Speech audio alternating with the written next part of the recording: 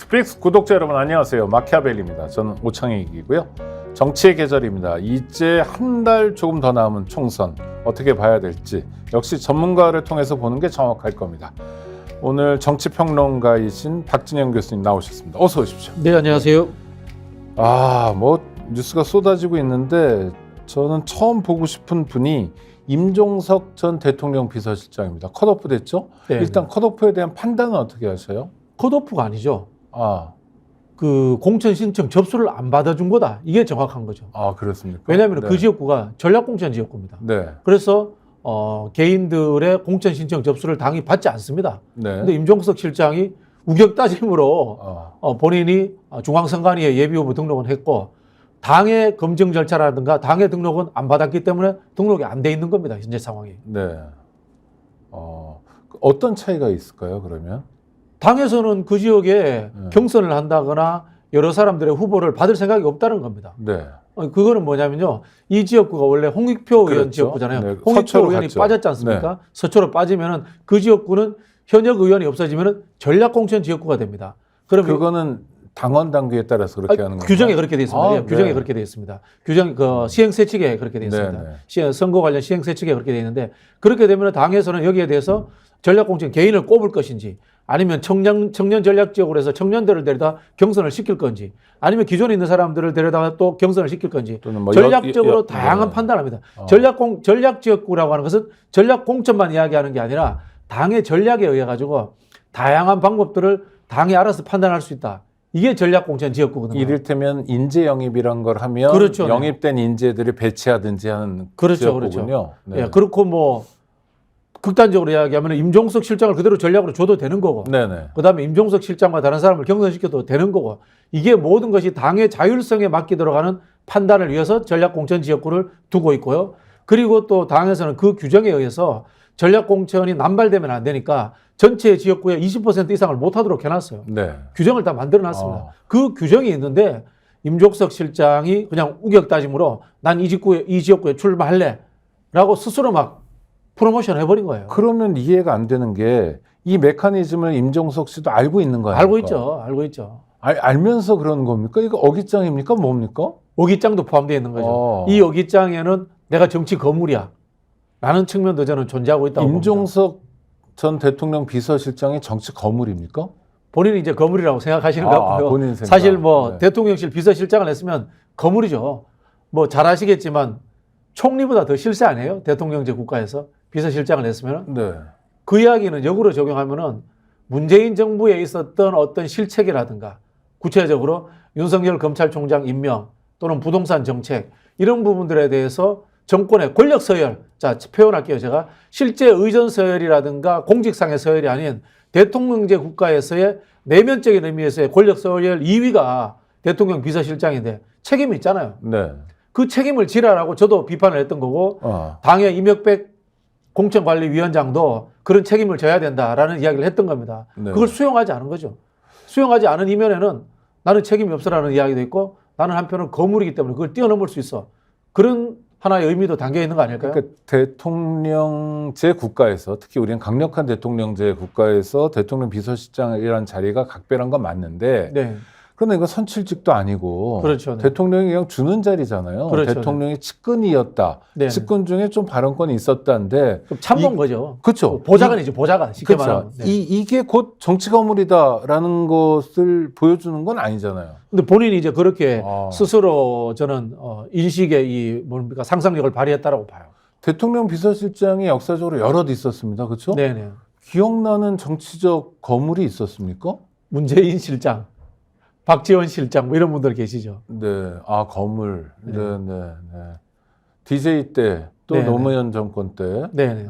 그거 말고는 별로 기억나는 분들이 없으시죠. 그렇죠. 사실 민주주의 국가에서는 선출직이 아니면 그러니까요. 이렇게 과대되면 안 되는 거거든요. 네. 우리가 똑같은 비판을 한동훈 법무부 장관에게 했던 거 아닙니까? 네. 선출된 사람이 아니고 대통령의 권력을 일부 위임받아서 공직의 역할을 해야 되기 때문에 국민의 대표인 국회라든가 정당에 대해서 한없이 낮은 자세로 임해야 된다. 네. 그런 이야기를 했는데 지금 이분도 본인이 비서실장 했다는 것만으로 엄청난 스스로 이제 업이 돼 있는 거죠.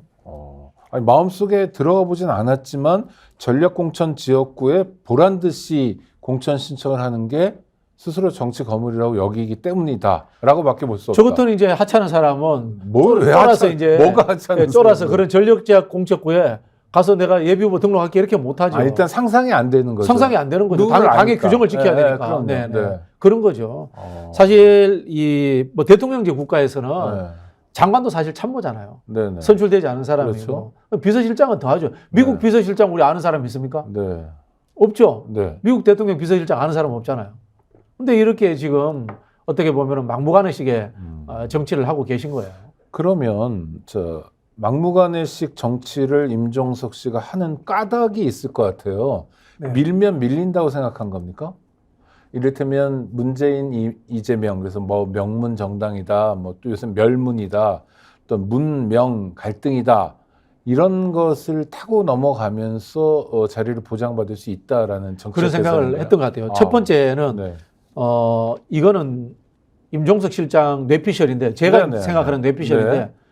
나는 이재명과 나쁘지 않아. 그런 생각했을 거예요. 아, 왜냐하면요, 그 본인이 윤석열 총장 임명 관련돼서 후임이었던 노영민 실장과 비교하면 상당히 좀 거리가 있어요. 네. 그렇지 않습니까? 그리고 부동산 관련해서도 이분이 뭐 실언을 한다거나 이런 적도 없고 초창기에 문재인 정부가 잘 나갈 때 비서실장이었어요. 그렇죠. 첫 비서실장. 그렇죠. 그러다 보니까 나는 문재인 정부의 실정이라고 하는 부분과는 좀 거리가 있어. 오히려 나는 공 쪽에 가까워. 라는 생각을 하고 있다고 봅니다, 저는. 아니, 그런데 검찰총장 시킬 때 비서실장이 아니라 네. 서울중앙지검장 시킬 때 비서실장이면 그렇죠. 좀 그것도 책임이 있는 거죠. 덜하나요? 네. 그렇죠. 네. 전격적인 발탁이었고 그렇죠. 이례적인 발탁이었죠. 예, 그때 이미 몇 단계를 뛰어넘어서 네. 서울중앙지검장이 됐던 거 아닙니까? 그렇죠. 그죠? 네, 그런 부분도 있는 것 같고. 두 번째는 이재명 대표하고 나하고 특별히 나쁘지 않아 이런 생각도 했을 겁니다. 네. 그리고 지난번에 이재명 대표와 문재인 대통령이 만났을 때 화기애애했으니까 내가 들어가는데 별 문제가 없을 거다라는 저는 생각됐을 거라고 봅니다. 네. 근데 이제 그게 헝클어진 게 저는 언제 헝클어졌냐면은 국민의힘에서 윤희숙 공천하면서 헝클어졌다고 봐요. 네. 윤희숙을 공천했다는 것은 586 심판론 이렇게 해서 임종석과 윤희숙을 붙여서 격전 지역구로 만들려고 하는 국민의힘이 프레임이 작동한 거예요. 네. 자, 그런 상황이 되니까 민주당 입장에서도 임종석 쉽게 공천하기가 어려운 거예요. 그러면 그 중성동 지역이 네네. 언론에 자주 노출되는 선거가 그렇죠. 주요 선거가 되는 거네요. 그렇죠. 그러면은 안철수, 이광재, 뭐 계양 뭐 이런 데서. 그렇죠. 그렇게 되면 이제 임종석 실장의 과거 행적들이 드러나죠. 네. 대표적으로 저도 임종석 실장이 크게 실수한 거는 기억이 안 나요. 네. 난다면은 대통령이 외국 순방 가셨을 때 선글라스 끼고 어디 DMZ 갔던 거 네. 그게 기억나요. 생각을 해보면은 대통령이 안 계시는 상황에서 비서실장이라든가 국정원장이라든가 이런 분들은 대통령실을 차고 앉아가지고 그래요. 비상 상황 대기를 네. 해야 되는데 네. 선글라스 끼고 현지 방문하듯이 갔다. 이건 뭐야? 일종의 자기 정치를 한 자기 거죠. 대통령 놀이하는 거야? 참모가 할 일은 아니죠. 그렇죠. 참모 관리는 아니죠, 그죠? 네. 그때 아마 국민들 시각에서 굉장히 좀 불편하게 봤을 거예요. 네. 그런 느낌들이 이제 오버랩 될 수도 있고요. 물론 뭐 사적인 부분들에 대해서는 저는 잘 모르겠습니다. 네. 뭐 의혹 이야기가 나오는 것들은 잘 모르겠다는 생각이 들고 그리고 사실은 이분이 정치하면서 보면 중간에 좀 어려운 시기도 있었지만은 시작 자체가 김대중 대통령에 의해서 혜택받아서 시작하신 거잖아요. 네. 그리고 솔직히 말씀드리면은 정책 이해도가 그렇게 높으신 분 아니잖아요. 그렇습니까? 세련되게 시대의 변화에 따라간 사람이라는 느낌을 주지 못하고 아직도 과거의 전대협 의장이라는 후광을 가지고 정치하는 느낌을 주고 있거든요. 네. 이런 것들이 윤희숙과 딱 붙여놓으면 다 소환될 거예요. 그래서 윤석열과 국민의힘에서 주장하는 586 천상 프레임에 빌미를 준다 생각했을 겁니다. 여론조사를 보면요. 586 청산론이 50% 이상 나와요. 네. 물론 이거는 청산하자 그러면 대부분의 사람들이 크게 깊게 생각 안 하고 동의해 줍니다. 근데 청산해야 될 것 같은 걸 청산하자 그렇죠. 이렇게 예를 들면 이제 들리니까요. 우리 그 사회자님이 이 사회자를 한 10년 봤는데 네. 잘하고 있어요. 근데도 질문할 때 네. 오창익 사회자께서 10년 동안 해서 10년 지루하니 했는데, 네. 바꾸면 어떻겠습니까? 이러면은 지루한데 그럼 바꿔야지 이렇게 네. 답이 나와버리거든요. 그냥 말려드는 거죠. 또 하나 임종석 그 전 대통령 비서실장이 출마하려는 지역구가 이를테면 그 지역의 구청장도 대학 동기 친구 한양대. 그렇죠. 그다음에 전임자도 대학 동기 친구. 동기 친구. 네. 이거는 어떻게 봐야 됩니까? 그분들이 뭐 거기 땅을 다 산 것도 아니고 네. 성을 쌓은 영주도 아니고 그렇게 이 어떤 사적 인간관계에 의한 기득권 구조가 만들어지는 거 이거는 봉건적이다. 네. 전근대적이다. 그런 이야기를 들을 수 있는 거죠. 지역구라는 것은 제가 늘 말씀드리지만 땅덩어리가 아니고 지역에 있는 지역민을 이야기하는 겁니다. 네. 사람들을 이야기하는 거거든요. 국회의원은 땅덩어리를 대표하는 것이 아니고 국민을 대표하는 것이거든요. 그렇게 본다면 이 땅은 내 땅이야. 여기 내가 우리 친구들하고 하던 곳이나 계속 가져야 돼. 라고 생각하는 것 자체가 기득권과 특권적 발상이죠. 그러면 민주주의와는 일정한 거리에 있는 거잖아요. 거리에 있는 거죠. 네. 그리고 청산 당한다는 운동권의 시각으로 봐도 네네. 그건 반운동적이잖아요. 그렇죠? 그렇죠, 진보적이지 않고. 네. 생각해 보시죠. 학연으로 뭉쳐서 지역구를 물려준다? 물려줬던 거 돌려받는다? 이런 것이기도 한 거 아닙니까? 본인이 재선했습니다. 네? 홍익표 의원이 3선했습니다. 네. 성동구청장이 3선했습니다. 네. 도합 8선입니다. 물론 제가 봤을 때 이분들이 다른 국회의원들이라든가 단체장들하고 비교하면 상대적으로 굉장히 유능해요. 네. 유능한데 우리 단체장 같은 경우는 3선 이상 못하도록 해놨잖아요. 그렇죠. 그게 뭐냐면은 거기에서 성을 쌓지 말라는 뜻이에요. 그 사람의 땅이 아니잖아요. 그죠? 네. 그런 것들처럼 이렇게 과잉해서 하는 거는 저는 적절치 않다고 봐요. 한편으로 보면은 이제 마포갑의 노웅래 의원이 아버님하고 합쳐서 10선이 넘습니다. 네. 그것도 사실 옳지 않죠. 그렇지 않습니까? 그렇죠. 이게 공정하지 않은 거예요. 누군가에게 기득권화돼서 기회를 독점한다는 것은 저는 우리가 이야기하는 민주주의와 어긋나는 처신이다 이런 생각이 듭니다. 민주당이 여태까지 해왔던 이야기와는 너무 먼 거리에 있는 것 같아요. 그렇죠. 네. 특히 아버지에게 지역구를 물려받은 그런 분이 몇 분 떠오르는데요. 서대문에도 있고 마포 뭐 네. 이런 경우도 그렇고. 우리가 과거에 민주화 운동할 때 네. 독재 정권, 장기 집권은 뭐 분쇄하자 네. 이런 이야기 늘 했지 않습니까? 내각제를 반대하잖아요. 내각제를 반대하는 것이 보수 세력들의 담합 구조로서 영구 집권한다라는 그런 하나의 정치적 계산이 있으니까 제가 내각제 반대한다고 하죠. 일본식 정치가 그렇죠. 일본식 그렇죠. 정치가 네. 될까 봐 우리가 반대를 하는 거지 않습니까? 네. 특히 한국도 이 정경유착이 심하기 때문에 일본처럼 정경유착이 다시 한 번 더 정치적 차원에서 만들어져 버리면은 이 재벌과 결탁한 보수 정치 세력의 영구 집권이 가능해요. 내각제 하면은. 그래서 내각제 반대하는 거거든요. 이건 지역적 차원의 내각제예요. 어떻게 보면. 네. 모든 국민은 직업 선택의 자유가 있지만 네. 아버지나 남편 또는 친구의 국회의원 지역구를 물려받는 건 더 이상 용납하면 안 된다. 이건 봉건제죠. 네. 봉건제지 않습니까? 물려받는 거는 봉건제인데 네. 물려받는 절차의 정당성을 누가 부여해 주냐면은 정당이 부여해 주는 거잖아요. 정당이 공천을 안 해주면은 이 사람들이 물려받고 싶어도 못 물려받아요. 그런데 우리가 이렇게 얘기하면 제가 만약 임종석 실장이라면 네. 좀 부끄러울 것 같아요. 창피할 것 같은데 네. 지금 그러니까 정확하게 얘기하면 컷오프도 아닌 전략공천 지역에 등록 거부된 겁니다. 그러니까 신청할 수도 없는데 신청했다가 분란이 일어난 상황인데 네. 브레이크를 안 밟고 계속 달리고 있어요. 뭐 제가 보기에는 왕십리역 앞에서 친구들하고 같이 뭐도 하고. 정치적으로 즐거운 것 같아요. 아 그래요? 처음에는 아마 아니 처음에는 공천장- 스트레스 받았을 겁니다. 아, 네. 공천 떨어졌을 때는 스트레스 받는데 아, 떨어지고 난 이후에 언론에 엄청난 초점이 되고 지금 반명 또는 비명의 구심점, 정치적 리더처럼 취급을 받고 있어요. 언론에서 임종석 공천 탈락이라고 일면으로 그렇죠. 신문이 뽑은 신문이 여럿 있었거든요. 네네. 갑자기 신문 일면에 나온 거군요. 유명해진 거죠. 우리가 생각했을 때 임종석 실장은 예전에 네. 국회의원을 2번 한 학생운동권 출신 정치인이었어요. 네네. 비서실장을 했습니다. 네, 그때 한번 도약한 거죠. 도약은 했지만은 이분이 야권의 지도자급이다. 민주당의 잠재적 주자다 이런 네네. 생각 안 해봤잖아요. 안 했죠. 근데 지금 당 대표와 부딪히면서 스스로 체급이 엄청나게 커져버린 거죠. 예를 들어 볼게요. 처음에 이제 중성동구에 공천을 못 주겠다라고 하면서 당에서 제3지역을 제안을 했습니다. 네. 그리고 테이블을 열었어요. 근데 임종석 실장이 난 중성동구 아니면 안 가 하면서 잘라버렸어요. 그건 무슨 태도죠? 당선 가능성입니까? 아니면 정치 거물에 맞는 예우를 하라는 겁니까? 정치 건물에 맞는 예우를 해달라는 거죠. 아. 그리고 본인이 이런 이야기를 합니다. 내가 국회의원 한 번 더 되는 것이 목적이 아니야. 네. 국회의원 한 번 하는 게 목적이 아니면 더 큰 꿈이 있는 거네요. 뭐 대통령 꿈인가요? 뭐 그런 뭐든. 짐작이 네. 가능한 네. 거죠. 자, 지금 이낙연 전 대표가 민주당에서 탈당을 했습니다. 네. 민주당 내에 이재명 대표와 겨룰 만한 비명의 정치 지도자가 없는 거예요. 이 순간에 대선 때 만약 경선을 하더라도 그렇죠. 뭐 다음 당대표 경선을 박용진 하자. 의원 정도밖에 없다. 근데 지금 박용진 그렇죠. 의원하고 그분도 짐 싸게 됐으니까. 예, 임종석 실장하고는 지금 급이 차이가 나버렸어요. 그러네요. 임종석 의원이 더 커 보이네요. 훨씬 커 보이죠. 네. 그런 지금 우리에게 착시 효과를 만들어준 거예요. 한편으로 보면은 이분은 나는 반명의 리더, 차기 잠재적 주자, 네. 차기 당권 주자 이런 식으로 스스로의 체급을 엄청나게 키워버렸기 때문에 저는 이 상황을 즐긴다고 봅니다. 근데 하나의 사건으로 체급이 커지는 경우도 있지만 이런 네. 경우는 교수님 보시면 오래 못 가고 금방 수그러들잖아요. 유지할 수 있는 뭔가가 필요한데 그런 면에서 임종석 실장이 보여줬던 건 별로 없는 것 같은데요. 그 임종석 실장하고 홍영표 의원, 네. 송갑석 의원, 윤용찬 의원이 왔습니다. 그렇죠. 거기에서 왕십리역 앞에서 네. 행사를 하는데 지역 주민들이 그 이야기를 합니다. 여기에 말뚝 꼽아놨어요. 그리고 윤석열 정부하고 싸울 때는 한마디도 안 하더니 당내 투쟁에는 왜 이리 열심히 해요.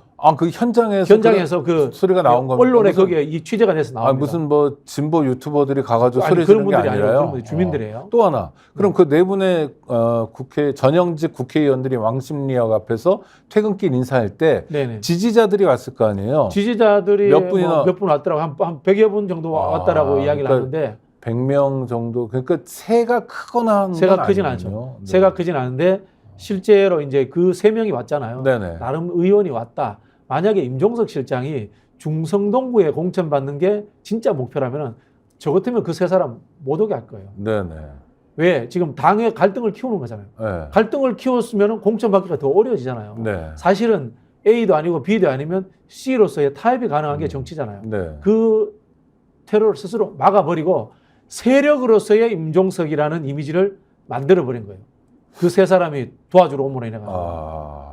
근데 윤영찬 여기 하위 20%로 스스로 공개한 사람이고 홍영표 컷오프 그렇고. 당했고 근데 송갑석도 비슷한 네, 처지고 세 분 다 그런 사람. 그러니까 동병상련이라는 코드 말고는 없는 거죠. 이게 그렇죠. 친문재인으로 딱 묶입니까? 그렇지도 않죠. 뭐 홍영표 의원 같은 경우는 친문이라고 봐도 되지만 네네. 송갑석 의원이나 윤영찬 의원도 친문은 친문이죠. 아니 윤영찬 의원은 친이낙연 아닙니까? 친이낙연이죠. 네. 네. 그리고 거기서 이제 족보하고 상관없군요. 족보하고 상관없이 네. 앞으로의 이해관계라는 것들이 이제 작동하는 걸로 보이고요. 거기서 이제 말도 안 되는 이야기가 나옵니다. 네. 윤영찬 의원이 이런 이야기를 해요. 친문이 원래 이 당의 주류고 친명은 세입자다. 이런 이야기를 해요. 당의 주인은 당원과 지지자죠. 네. 특정 정치인과 세력이 주인이다라고 이야기하면 안 되죠. 옛날 민주당 구파 신파 얘기 듣는 거 그 같네요. 수준이에요. 네. 그리고 이재명 대표가 2000년대 초반부터 민주당 해요. 그렇죠, 2004년도도 출마하려고 했고 네. 2006년도에는 성남시장으로 출마를 했고 그리고 정동영 대선 캠프에 있었던 게 기억이 납니다. 그리고 본인은 민주당에 입당한 지 네. 10년도 안 돼요. 그럼 무슨 세입자 타령을 하셔? 언론에 사람들 있다가 뭐 네이버에 있다가 온지. 그렇죠. 네네네. 그렇죠. 뭐 또 그런 이야기도 해요. 뭐 굴러온 돌이 뭐 박힌 돌 쳐낸다 이런 이야기 하는데 굴러온 돌이 아니죠. 박힌 돌이었는데 그때까지만 해도 공중에 붕 떠다니는 낙하산으로 타가오는 이 잘난 그 네. 586 정치인들에 비해서 보이지 않았던 거죠. 밑바닥에서 풀뿌리 운동하던 사람들은. 그러면 고민정 의원, 최고위원 이분은 공천도 받았어요. 단수 공천. 네네. 그런데 지금 최고위원 사퇴를 얘기하면서 반발하고 있는데 이건 어떤 의미인가요? 같은 맥락이 있는 거죠. 제가 보기엔 총선 이후를 보고 있다고 봐요. 네. 지금 그분들도 이런 생각을 할 거예요. 임종석은 이미 공천을 받지 어려울 것이다. 네. 그러나 임종석이 이름으로 인해 가지고 반 이재명 세력의 구심점으로 설 수 있는 기회를 잡았다. 라고 생각을 할 겁니다. 그러니까 마음속으로 들어가 보면 고민정 의원이 만약 그런 생각을 했다. 네. 그래서 반 이재명계의 구심점이 누군가 있는 게 차기 정치하고 어떤 상관인 거죠? 보호막이 됩니까? 보호막도 되는 거고 네. 계속해야죠. 정치하는 사람들은 재선만 되면 대권 꿈을 꾼다고 하잖아요. 물론 대권 전에 서울시장도 하고 싶을 것이고 네네. 당대표도 하고 거고 원내대표도 하고 싶고 늘 그런 꿈을 꾸잖아요. 거기에는 세력이 필요하니까 저는 뭐 그런 꿈을 가지지 않았나 뭐 그런 생각이 드네요. 그 속에서는 본인과 가까운 쪽에 울타리가 필요하다. 그런 네. 생각이 있겠죠. 설훈 의원 얘기도 좀 하고 싶은데 저는 어떤 기억이 있냐면 98년 2월 25일 날 김대중 대통령 네네. 취임할 때 그러니까 청와대 들어가니까 그분이 경제 대통령이 아니라 통일 대통령도 아니라 인권 대통령 되고 싶다고 말씀하셨던 분인데 예. 인권 단체하고 이제 연락이 안 될 거 아니에요. 대통령한테 어떻게 연락을 합니까? 그러면서 저희한테 하셨던 얘기가 서른 의원한테 연락해라. 그랬었거든요. 그러니까 네. 98년 2월쯤에 서른 의원은 굉장히 스마트하고 26년이 지났네요. 아 옛날 얘기다. 네네. 저도 개인적으로 과거에 이제 좋아하던 선배님이셨어요. 네. 민주화 운동도 하셨고 제가 알기로 5.18 관련해서 잡혀가서 고문도 당했고 그럼요. 예, 그런 분으로 알고 있고 그리고 영남 출신으로 민주당에서 그렇죠. 굉장히 네, 역할을 했죠. 노무현 대통령하고도 가까웠어요. 네. 노무현 대통령하고도 가까웠는데 참 아쉽다는 게 좀 개인적으로 억울할 수 있어요.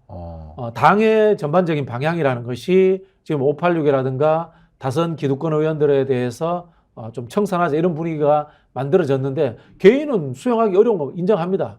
그러나 저는 뭐 당에 대해서 비판할 수도 있지만 탈당까지 하는 것은 이분의 살아온 역사로 봐서 좀 과하지 않느냐 그런 생각이 들고요. 또 그 이전에 이재명 대표가 하는 정치적 행위가 불만일 수 있어요. 네.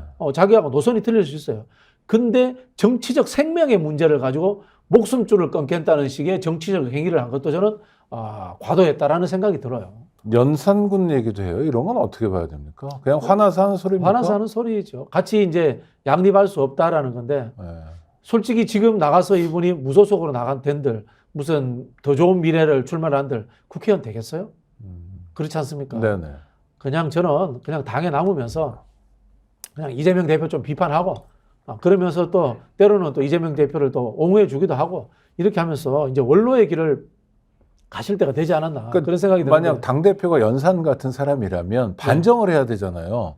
반정을 하려면 안에 있어야 반정을 그렇죠. 합니다. 안에서 당내 세력을 규합하고 이런저런 요구를 하고 말을 안 들으면 다음 당대표 선거 때 뭐 자기가 원하는 새로운 리더십을 만들어내면 되는 거 아닙니까? 그러니까 이제 반정을 하려면은 네. 같은 당내 성내에 있어야지. 그렇죠. 반정이 반란이라는 것은 성내에서 일어나잖아요. 네네. 대부분의 반란이. 근데 성 밖으로 나가가지고 지금 명나라 가버리고 청나라 가버린 네. 거예요.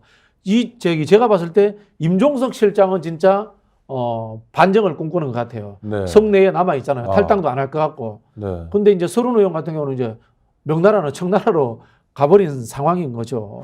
또 하나는 자 홍영표 친문 맞죠? 질문 맞죠? 이런 분들이 이제 컷오프 된 거 홍영표 의원도 반발하는 것 같은데 네. 이게 문재인 세력에 대한 학살이다 뭐 네. 이런 규정을 하는 것 같아요. 근거도 없다 뭐 이건 어떻게 보십니까? 오늘 자로 안민석 의원 네. 그다음에 변재일 의원 5선이잖아요. 이 네. 두 분 다 컷오프 되잖아요. 둘 다 친명이에요. 아 그렇습니까? 예, 그러니까 제가 근데 보기에는 변재일 의원은 그래도 연세가 많잖아요. 1948년생. 그런데 안민석 의원하고 비교하면은 안민석 의원은 연세 아주 굉장히, 많은 분은 아니죠. 안민석 의원하고 비교하면은 홍영표 의원은 또 나이가 많아요. 홍영표 의원이 많죠. 훨씬 많죠. 그래서 네. 제가 보기에는 이거는 친명, 반명 뭐 이런 문제가 아니라 나이, 선수, 네네. 586 그런 흐름으로 제가 보기에는 잡힌 것 같아요. 근데 다만 여기에서 당을 하나 비판하자면은 당의 당직을 맡은 주류들은 안전한 것 같아요. 이건 사실 비판해야 돼요. 이를테면 최고위원이다. 최고위원들이라든가 네. 뭐 주요 당직 당 3명 네, 사역들은 네. 경선도 없이 지금 단수공천이 되고 있다. 가잖아요. 이건 좀 문제가 있는 것 같아요. 당의 당직을 맡고 있는 사람일수록 오히려 솔선수범해서 경선을 해야 되는 것이 아닌가 그런 생각이 들어요. 그 중에 가장 논란이 있는 사람은 누가 뭐래도 고민정 의원이죠. 아니요. 사무총장. 사무총장도 조정식 사무총장이 네. 먼저 불출마를 선언해야 된다라는 뭐 그런 목소리도 꽤 이야기들이 있죠. 있습니다만은 네.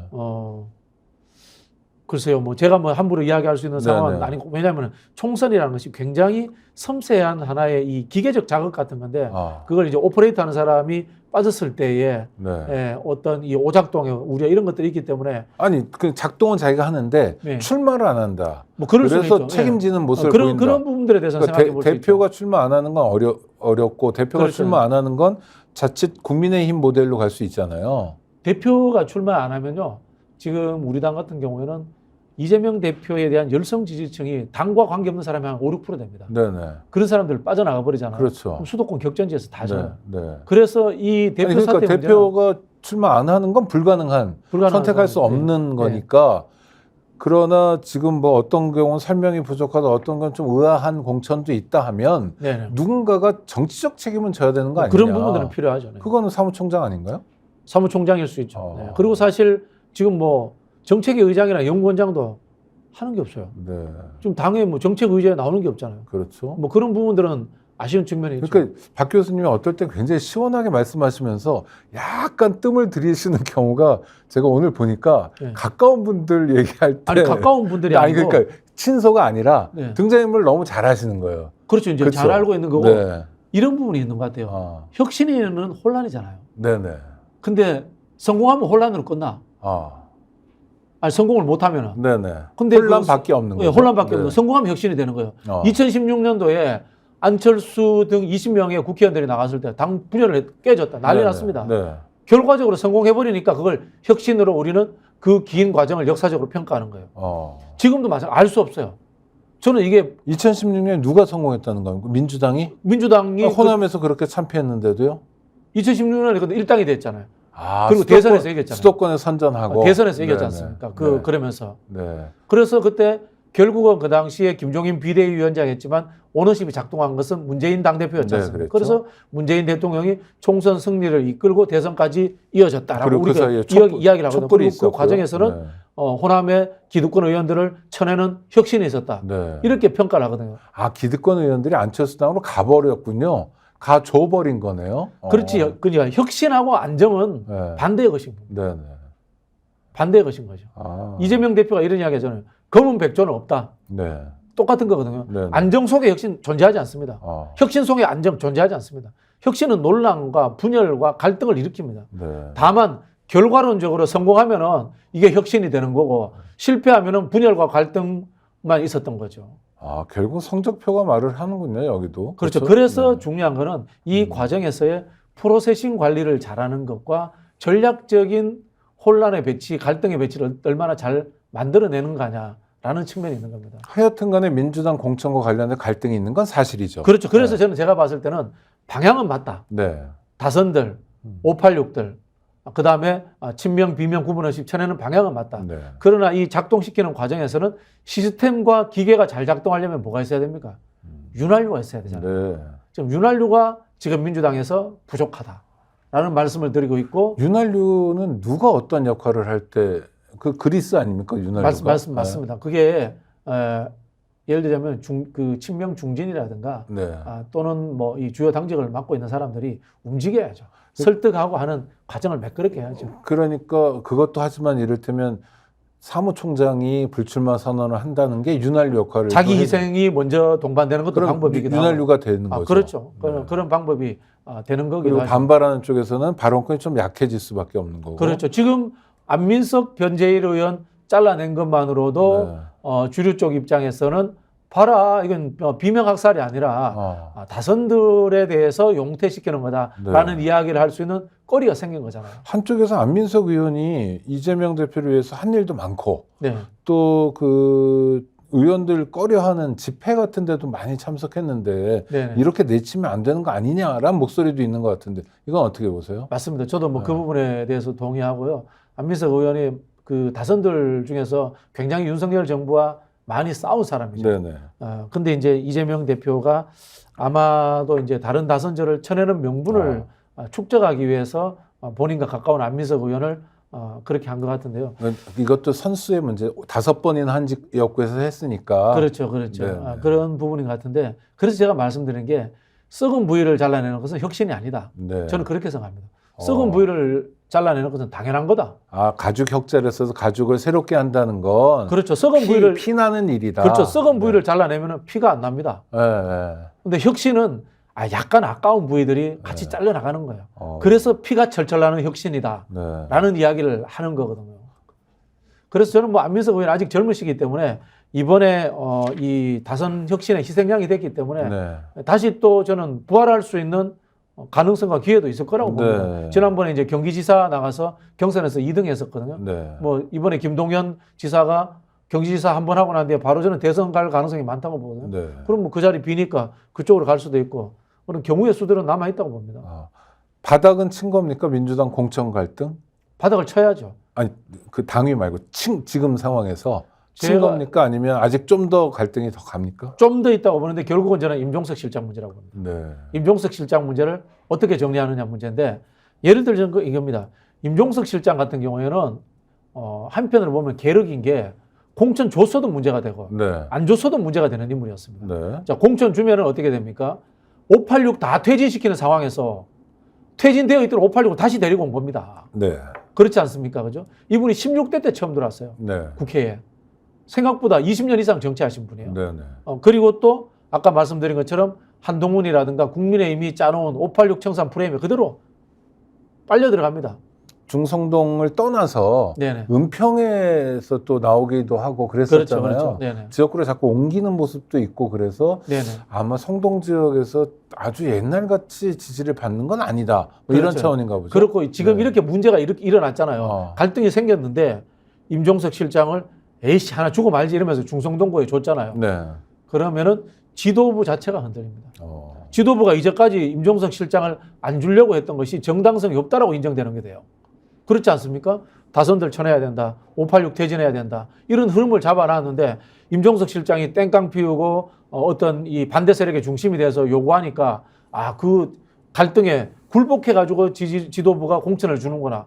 이렇게 돼버리면 지도부가 정치적으로 와야 되는 상황이 됩니다. 네. 그래서 지도부 입장에서 임종석 실장을 중성동구에는 절대 줄 수가 없었던 거예요. 그래서 중성동구 말고 다른 지역이 어때라고 역제안을 했던 겁니다. 정치는 실사고시지만 그래도 정치의 명분이 있어야만 실사고시도 채워갈 수 있다. 그렇죠. 여기서 명분하고 실사고시가 같이 작동합니다. 네. 금방 말씀드린 것처럼 이 586 청산과 다선 기득권들을 용퇴시키자고 했으니까 임종석 실장을 줄 수 없다라는 네. 명분이 작동한 겁니다. 그리고 실리 차원에서 그래도 갈등을 최소화하기 위해서 임종석 실장 할 때 다른 지역구를 제안을 했던 겁니다. 그런데 네. 임종석 실장이 나는 안 가겠다 하고 퇴로를 차단해 버린 거예요. 이거는 임종석 실장이 본인이 이야기한 것처럼 공천 받는 것이 중요한 것이 아니라 더 큰 그림을 보고 정치 일정을 가지고 있다라고 의심하지 않을 수 없는 거예요.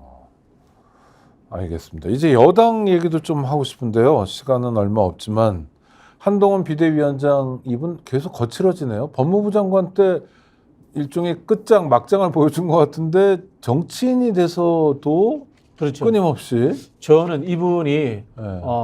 집에 가전제품하고 가구자재를 좀 새로 구입했으면 좋겠다 생각해요. 그 어떤- 집에 녹음기가 없어요. 과거에 본인이 무슨 말 했는지 바로바로 잊어버리시는 것 같아요. 네. 본인이 586 청산해야 된다. 녹은 게 없어도 이 핸드폰으로 다 얼마든지 될 텐데. 비밀번호를 못 풀잖아요. 네. 비밀번호를 못 풀잖아요. 네. 본인이 586 청산을 끊임없이 이야기했습니다. 네. 586이 시대 정신 끝나기 때문에 집에 그렇죠. 가야 된다. 네. 그런 이야기를 했는데 지금 민주당이 586 청산하고 있잖아요. 네. 근데 이재명이 사당화되는 거기 때문에 586 쳐낸다고 딴소리를 하고 있어요. 본인이 했던 이야기 돌았으면 잊어버리는 거예요. 그래서 제가 녹음기가 필요하다는 말씀을 또 드리고 하나는 또 하나는 마포에 거울이 필요합니다. 거울. 함은경 이건 어떻게 봐야 됩니까? 참 저하고 참 개인적인 친분도 있으신 선배인데 함은경 씨요. 네, 저도 아는 사람입니다. 민주당 관련해서 5번 떨어졌잖아요. 네. 정치 하고 싶어 하시는 분인데 네. 안 되니까 그쪽으로 가는 거 아닙니까? 아니 그러니까 가는 욕구는 그러니까 횟집보다는 정치가 어울릴 것 같아. 뭐 이런 생각을 할 수 있어요. 그다음에 군산에서 계속 안 되니까 이제 서울에서 기회가 있으면 간다. 뭐 이것까지는 그래도 좋은데 문제는 윤석열, 한동훈 두 양반이 함은경이라는 분을 마포에 공천하는 까닭. 그러니까 이게 말이 안 되는 게 네. 586 청산하겠다라고 586 청산을 주장하는 586을 꼽는 거잖아요. 네. 그러면 그 사람은 586이 아닙니까? 자, 우리 함은경 선배님이 함은경 맹렬 586이죠. 함은경 선배님이 민주당에서 5번 출마했을 때는 그때는 586 아니었어요? 네. 말이 안 되는 거예요, 이게. 노리는 건 뭡니까? 얻을 수 있는 거. 함은경 말고. 이재희죠, 이재희. 이재희죠, 이재희. 함은경 선배님이나 이런 사람을 거기서 제대로 대우해 주겠어요? 네. 제대로 대우해 주면은 될 만한 지역구 강남 서초에 박았겠죠. 그렇죠. 예우가 아니죠. 그냥 네. 불쏘시개로 정청래와 맞불용으로 써먹는 거다. 프레임 만들기 위해서. 그러니까 함은경 씨 입장에서는 계속 실패하니까 네. 그거라도 받을 수밖에 없는 상황. 홧김에 뭐 이렇게 상황으로 이해가 되고. 간것 같은데 네. 참 그렇게 하고 싶을까? 이런 생각이 들어요, 진짜. 네. 참. 그럼 아까 말씀하신 대로 다시 돌아가면 예. 자 한동훈 비대위원장 집에 뭐가 없냐면 녹음기가 없고 가구. 녹음기가 거울이 없고 또 없습니다. 거울이 없다. 그럼 뭐 스스로를 보지 않는다. 한번 보세요. 오늘도 무슨 이야기를 했냐면은 안민석 의원이 공천 못 받은 것이 안민석 의원이 거친 표현들, 조롱하는 표현들을 많이 써서 이재명 대표하고 비슷한 이미지이기 때문에 잘랐다 이런 이야기를 하거든요. 네. 본인이 그런 사람이잖아요. 늘 조롱하고 깐죽대지 않습니까? 네네. 그렇지 않습니까? 지금 이 여당의 공천에 대해서 비난하고 조롱하고 하지 지금 여당 대표로서 정책 공약이라든가 국가 비전 내놓은 게 있습니까? 아무것도 없습니다. 본인이 제일 조롱 많이 하고 제일 많이 깐죽대는 분이에요. 아니 그리고 야단도 치더라고요. 야단도 치고 야단 치는 것만이 아니라 기자들도 야단 치대요. 네, 그런 분이 다른 사람이 막말한다라고 비판할 자격이 있느냐. 그래서 제가 거울을 꼭 한번 보시라라는 말씀을 드리는 거예요. 근데 우리 박 교수님도 이제 현실 정치를 하시는 분, 그러니까 이론과 실전을 다 하시니까 보통 보면 정치인에게 기자는 독특한 관계 아닙니까? 기자들한테 막 야단치고 그러지는 못하죠. 그게 이제 검찰 출입 기자들을 대하는 방식이잖아요. 아, 밥상 차려놓고 하나씩 그렇죠. 불러서 이거 기사 주고. 아시겠지만 법원이라든가 검찰 출입 기자는 판사라든가 검사를 통하지 않으면 정보를 얻을 수가 없잖아요. 아예. 특히 검찰이 그렇죠. 검찰은 법원까지야 그렇죠. 뭐 그렇지만. 네. 법원은 공개된 재판을 네, 하는데 네. 수사는 비공개 상황에서 그러니까요. 이루어지니까 네. 검사가 이야기를 안 해주면 모르잖아요. 네. 검사가 던져주는 것을 받아 먹어야 되잖아요. 아, 그러니까 기자를 하위 파트너로 데리고 일한 경험이 그 습관이 정치인에 저는 대해서도. 그대로 드러났다고 봅니다. 근데 텔레비전 카메라가 다 비추는데도 기자한테 막 야단치는 건 그 윤석열 대통령의 대언론관하고 같은 거 아니겠습니까? 아, MBC 뭐 이런 거요? 그렇죠. 네, 끝까지 그래서 방심이 통해서 주는 기사나 받아 써. 아. 이거잖아요. 이 검찰이 언론 대하는 방식이. 그러면 기본적으로 민주주의자가 아닌 건 물론이고 민주주의에 대한 이해도 부족하다고 보이는데요. 저는 윤석열 그렇게 한동훈? 봅니다. 그렇게 보는데 이게 직업군의 특성인 것 같아요.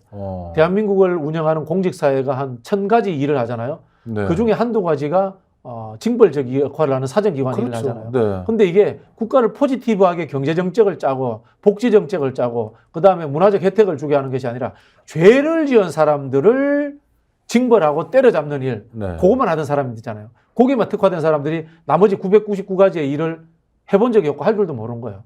그러다 보니까 요 1000가지 중에 한 가지 일, 범죄자들을 대하는 방식을 999가지 일할 때도 똑같이 하는 거예요. 국민을 대하는 방식, 언론을 대하는 방식, 야당을 대하는 방식, 똑같이 범죄자 대하듯이 하는 거예요. 아, 모든 게 있으면 수사해야지. 그 교과서에 나오는 일반화의 오류네요. 그렇죠. 일반화의 오류죠. 좀 그런 부분들이 언론을 대하는 자세도 그대로 있다고 봅니다. 사실 국가형벌권의 동원은 최후의 수단. 최후의 수단. 정부가 뭐 이것도 하고 저것도 하고 하다 안 되면 하는 건데 네네. 이 최후의 수단이 좀 전면화된 측면이 그래서 있고. 저는 네. 이른바 이제 최강욱 의원 같은 분이 네. 이야기했던 윤석열법 만들어야 된다고 봐요. 윤석열법은 뭡니까? 현직 검사 판사가 바로 정치권에 저는 못 오게 하는 법. 그리고 특히 뭐 감사원도 마찬가지고요. 네. 좀 더 확장한다면은 저는 고위직 공직자들 다 포함해야 된다고 봅니다. 네. 그래서 뭐 2년이라든가 뭐 5년이라든가 기간 제한을 주는 게 맞다고 봐요. 왜냐하면요, 생각을 해보면 기본적으로 이해 충돌의 소지가 있죠. 그렇죠. 이해 충돌의 네. 소지가 있죠. 네. 그리고 또 하나 윤석열법이라고 그러셔서 그런데 저희 단체에서 작년에 토론회도 했던 게 법 왜곡죄. 모병옥죄네. 네, 검사나 판사가 알면서도 왜곡해서 막 저인방식으로 깔고 뭐 이런 그렇죠, 거 있잖아요. 그렇죠. 네. 이런 건 처벌하는 걸 만들어내면 검사가 막 기소해도 네. 처벌 안 받잖아요. 네. 그렇지 않습니까? 네. 그리고 판사가 잘못 판결한 거에 대해 가지고 처벌 안 받잖아요. 네. 이거는 뭐 무소불위입니다. 그러니까요. 신의 영역이 돼 있어요. 독일 같은 경우에 법 왜곡죄가 법 왜곡죄가 있거든요. 존재하죠. 네. 그럼 저는 분명히 받아야 된다고 생각을 하고요. 하루빨리 이 권력의 분산, 권력의 분산이라고 한다면 기소권의 분산, 네. 그다음에 판결권의 분산까지 저는 이루어져야 된다라는 생각이 들고요. 배심원제라든가 또는 뭐 AI를 활용한 어떤 이 하나의 검증 자료로서 받아들이는 이런 것들이 빨리 만들어져야 된다고 봐요. 근데 실제로 전 세계 재판에 그 시민 참여형 재판 우리는 정말 참여형은 아니고 그냥 참관형인데 참관형이죠. 참여형 재판인 배심이나 참심을 안 하고 있는 나라가 네. 어디 있는지 모르지만 알려진 나라 미국에는 중에는 주단위에서 많이 하잖아요. 거긴 배심이죠. 네네. 알려진 나라 중에 대한민국이 유일하거든요. 그러니까 그 북한도 부분에서 참심을 굉장히 하고. 후진국이에요. 그러니까요. 이게 좀 과도하게 올라가는 철학적인 부분인데 네. 젖지라는 것은 신의 영역이잖아요. 네. 누가 인간을 심판해라는 그렇죠. 그리스 로마의 이야기부터 네, 나온 거 그렇죠. 아닙니까? 그러니까 굉장히 조심스러워야 되는 네. 거고 그래서 사실은 법이라는 것을 역대의 제왕들은 촘촘하게 만들려고 네. 노력해 왔던 거 아닙니까? 네. 자기 마음대로 하지 않으려고. 그렇죠. 그래서 저는 지금도 우리 법관들이 하는 이야기 중에 불만인 것 중에 하나가 있습니다. 법관의 양심에 따라서 판결. 네. 왜 법관의 양심에 의해서 판결해요? 양심에 다 있는 거죠, 똑같이. 그렇죠. 양심은 나도 범죄자도 양심이 있을 수 있는 겁니다. 네. 그럼요. 법에 의해서만 판결해야 되는 네. 건데 자의성과 그 젖지라는 사람에게 신의 영역의 부분까지도 지금 부과해 버린 거예요. 그래서 사실은 대한민국이 삼권 분립이라고 하지만은 사법부 절대 우위의 국가다라는 이야기를 합니다. 네. 예를 들어 볼게요. 그렇죠. 정치적 갈등이 다 사법부로 그렇죠. 넘어가기도 헌법재판소 하고. 네. 기능 그거 저는 없어져야 된다고 봐요. 대통령을 탄핵할지, 네네. 뭐 고위공무원을 탄핵할지 여부를 그거는 재판관들이 국회라든가 따지니까. 국민의 네. 대표인 국회라든가 아니면은 국민이 직접 투표를 한다거나 그런 네. 방법으로 가야 되는 거 아니겠어요? 네. 미국 예를 들어 보세요. 대통령 탄핵 하원에서 소추하면은 상원에서 결정합니다. 그렇지 않습니까? 그러니까 선출된 공무원들이 네. 입법부에서 결정을 해버리는. 그렇죠. 이게 안 되는 거고 선관위도 주요 위원들 다 법관이에요. 그러니까 법원 소속처럼 되어 있어요. 그렇죠? 법원 소속처럼 돼 있어요. 감사원도 그렇고요.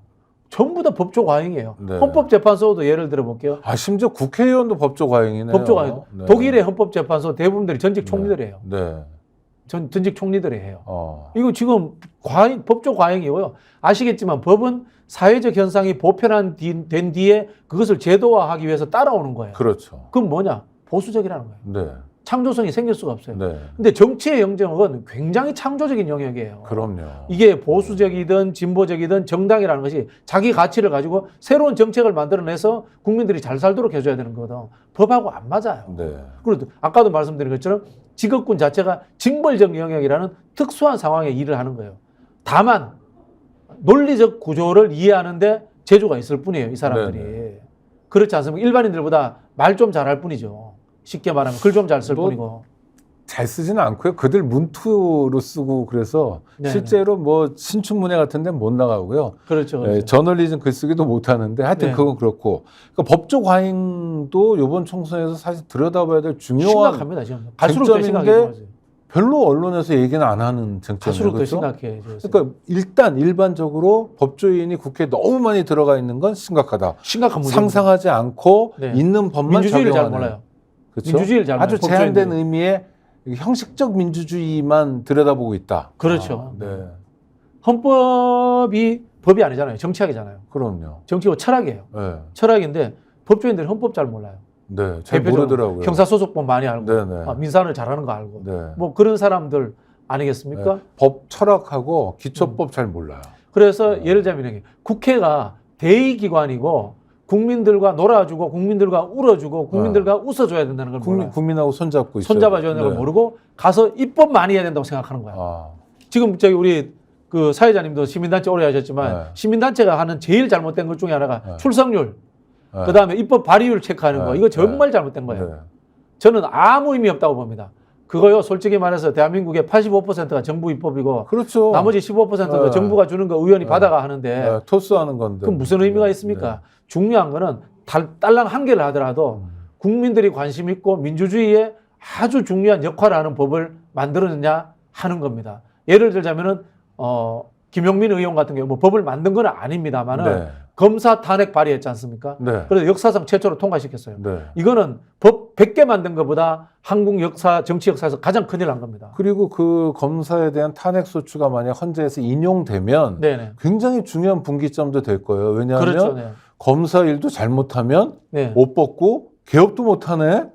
이거 이만저만한 손해가 아니네라는 교훈만 있어도 검찰 독재가 조금 완화될 것 같은 생각도 드는데 그런 면에서도 의미가 있는 거죠. 그렇죠. 정치 그래서 활동을 한 거네요. 법조인들이 네. 국회를 입법부라고 하거든요. 네. 근데 저희처럼 이제 정치학자들은 뭐라고 하는지 아세요? 대의기관이라고 합니다. 네. 헌법 어디에도 국회를 입법부라고 써놓지 않았습니다. 네. 입법권이라고 적어놨습니다. 기능입니다. 그래서 대한민국 헌법도 대통령이라는 헌법기관 앞에 국회를 놓은 국회가 먼저 거군요. 있어요. 국회가 제일 앞에 있어요. 이게 왜냐하면 두 가지잖아요. 앞에 있는 게 중요하잖아요, 사실. 네네네. 이건 좀 덜 중요하거나 중요한 맞습니다. 순서대로 가기 때문에 그냥 아주 거칠게 물어보면 대통령이 중요하냐, 국회가 중요하냐, 국회가 중요하죠. 국회가 중요하다. 국회를 민주주의의 보루다 이렇게 이야기를 하고요.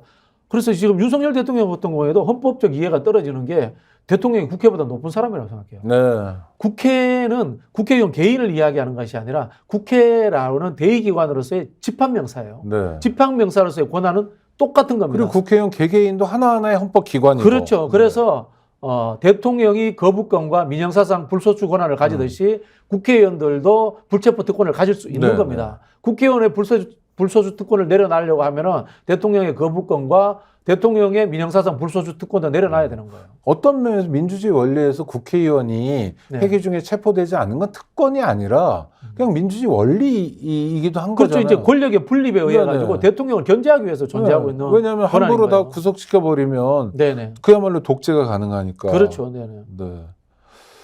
아, 좋습니다. 헌법 그런 의미에서 보면 우리에게 대선도 되게 중요하지만 4년에 한 번 있는 총선도 대선 못지않게 중요하다. 맞습니까? OX. 맞죠. 네. 저는 또 한편으로 이런 생각도 해봐요. 대통령제 국가에서는 늘 여소야대인 것이 맞지 않나 이런 생각이 들어요. 네네. 왜? 이 국회의 존재 이유가 집행부인 대통령 행정부를 견제하고 감시하기 위해서 있는 거지 않습니까? 견제하고 감시하기 위해서는 국회가 다수당에게 야당에게 좋지 않나요? 그렇지 않습니까? 네, 그럼요. 그래야지 대통령이 늘 야당한테 손을 내미는 거지. 네네. 그렇지 않습니까? 행정부는 효율성을 따질 수밖에 없어요. 집행부니까. 그렇죠. 국회는 비효율적이더라도 민주적이고 절차가 완벽해야 되고 소수자의 의견도 존중돼야 돼요. 네. 그런 부분에 있어서 야당이 다수당일 때마다 국회는 늘 대통령을 견제하고 감시하고 태클 걸고 이게 본연의 업무예요. 그럴 때 해결이 잘 안 되는 중요한 정치적 쟁점은 대통령과 대통령이 합의해야죠. 야당 대표와 만나서 무릎을 합의해야죠. 맞대고 네네. 논의하고 네네. 주고받기도 하고. 네네. 김대중 대통령이 이회창 당시 한나라당 총재를 되게 여러 번 만났다고 하는데 네. 쉬운 일은 아니었을 것 같아요. 대선에서 자기랑 붙었고 막 공격하던 사람인데도. 그렇죠. 우리가 한번 돌이켜 보면요. 김대중 정부가 늘 여소야대였어요. 네. 근데 김대중 대통령이 남북 정책도 했고요. 그다음에 IT를 통해서 지금 대한민국 선진국으로 만드는 새로운 경제 정책도 그다음에 했고요. 문화 정책. 문화 정책, 네. 문화 강국도 만들고 다 잘했습니다. 네네. 여소야대라고 불가능한 게 아니에요. 대통령의 유능함과 그다음에 야당을 대하는 태도의 문제, 타협하는 방식의 문제에서 가능한 것이지.